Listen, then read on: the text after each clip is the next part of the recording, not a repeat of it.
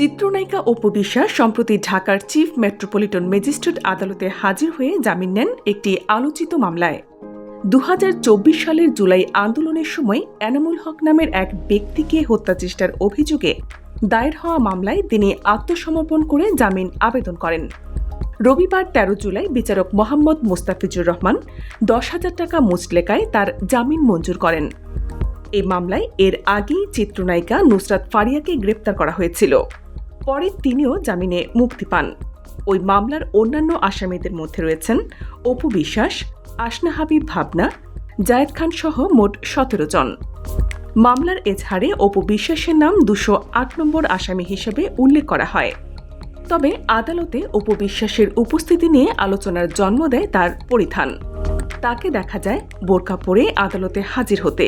বিষয়টি নিয়ে অনেকেই কৌতূহল প্রকাশ করেন, কেন একজন খ্যাতিমান অভিনেত্রী হঠাৎ করে বোরকা পরে এলেন।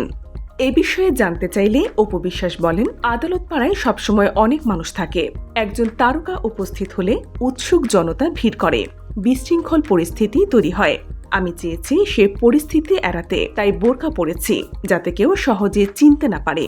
তিনি আরও জানান, বোরকা পরার কারণে অনেকে শুরুতে বুঝতে পারেনি, তবে কিছুক্ষণ পর চিনে ফেললেও ততক্ষণে আমার কাজ প্রায় শেষ হয়ে যায়। আসলে আমি চাইনি এ বিষয়ে কিছু বলি। আমার আইনজীবী আছেন, তিনি যথাযথভাবে সব জানিয়েছেন।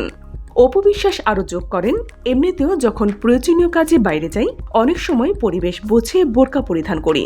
এতে করে আমি স্বাভাবিকভাবে কাজ সেরে ফিরতে পারি।